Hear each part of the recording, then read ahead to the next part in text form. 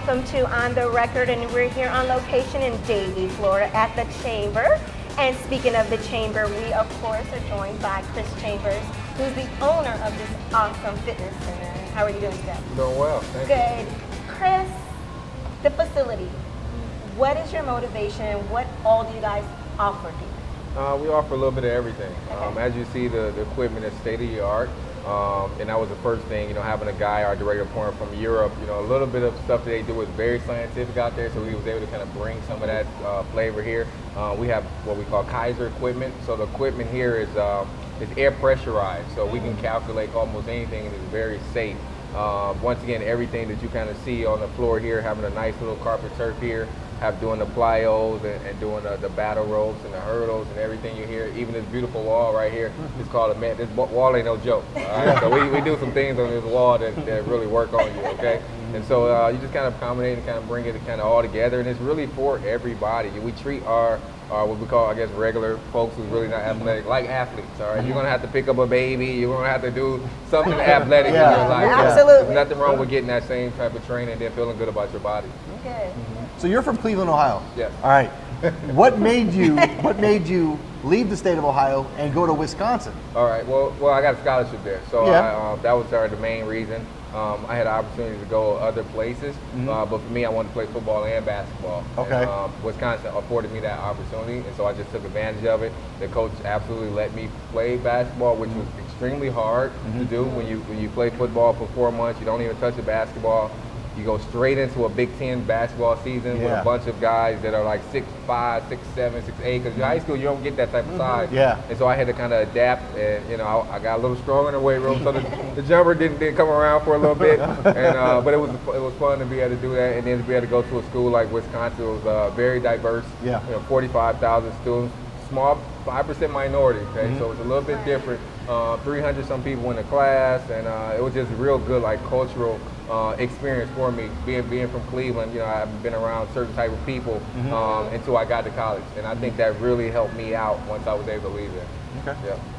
When you got drafted, you didn't just come to the Dolphins. You kind of kicked the door down when you played that first year. You know? And talk about what that was like for you. I mean, that's a transition for a lot of people, but obviously for you, you just kicked right in. It was, and then I didn't know where I was going to go. I was slated to go 15.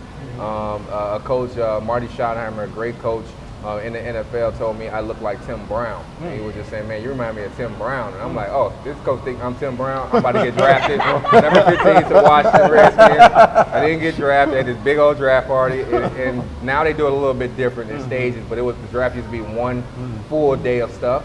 And so, I didn't go into the 52nd pick, so it's like 11 receivers went before me, and you just kind of count down the team. Lucky enough, the Miami Dolphins called me, and I was able to just get on a plane and come to this very humid environment. And then I had a great first day of just being on the team. Much like Devontae, I think his first couple of days of practice, he was just kind of showing a lot of skills. So similar type of thing with me, and I played my first year. I didn't start, but I got an opportunity. Somebody got hurt. I got an opportunity to play, and I started ever since. The rest of my career. You got a lot of ties in your community back in Ohio. You got a camp going on in a couple weeks. Not to mention your ties here. I mean, you're still located here. Your fitness center's here. So, your playing days, both, in high school up there, you're playing down here. I got to give you the hardest question: Heat or Cavs? Heat or Cavs? Cavs. It's not even close. Going with the hometown team. The only reason that I really was rooting for the Heat was really because LeBron was here, because he's a local kid. Okay. So and I like Dwayne Wade. He's my favorite player. All right. In the NBA. So I'm partial both, but Cavs. I grew up in Cavs. In Cleveland, I grew up in a really good era. And it was like early 90s, and the Cavs were good, the Browns were good, the Indians were good. And so sports in that town was king. It's almost like it is right now. And just to be around those certain guys, the names like Mark Price and all these other guys, that I don't know if our younger audience even know. They got to Google these dudes now. But that kind of elevated me.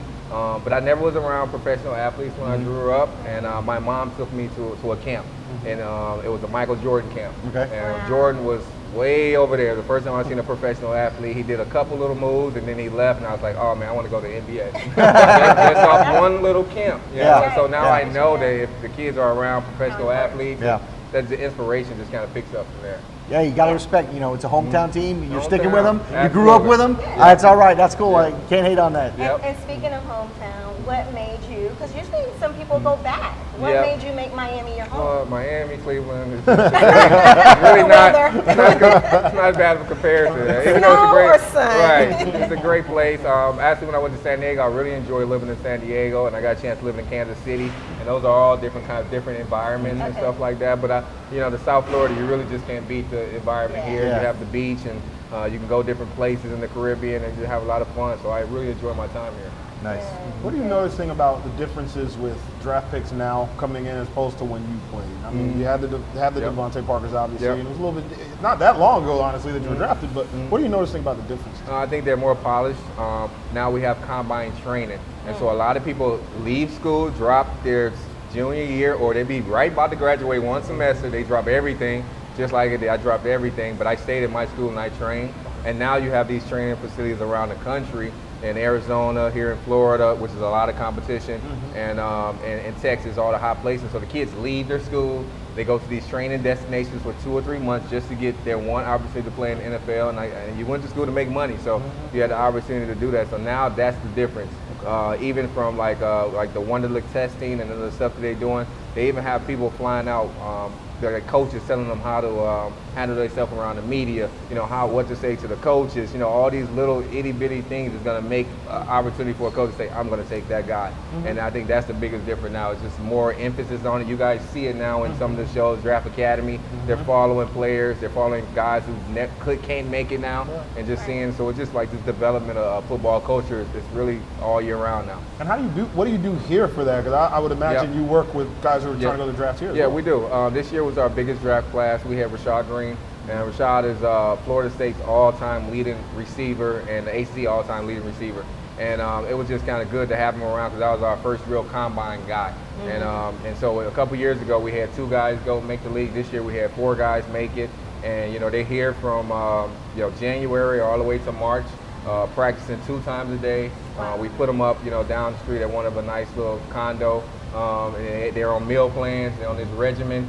And it's really a brutal kind of beat down just to build them up for that one day of combine or their pro day. They have 2 opportunities to impress the NFL scouts, and that's it.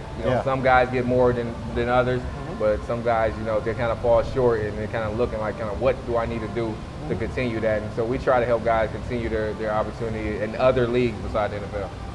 And Chris, the facility is not just for football. It's all athletes, all sports, ages, girls. Girls. And believe it or not, we're probably about 50% women. We have a nice mix.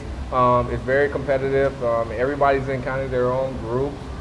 So it's just nice to kind of be in a facility that you see today. You see adults and pros, and then you see kids, and it just goes over and over every single day. And sometimes the kids see the pros, or sometimes the adult work with the kids and the families, and so it kind of brings everything together. And before we go, can you give contact information if they want to contact you? Absolutely. Chamberfitness.com. Obviously, we're here in Davie. You can visit us on our website. You can visit on our social media. 954-473-3331. That's our number. Give us a call, check us out. Just come in and stop in, and we'll give you a trial and a tour, and give you the opportunity to be a part of our family. And thank you so much on behalf of us here on the record. Thank you so much for opening the doors to the chamber. Thank you. Thank you.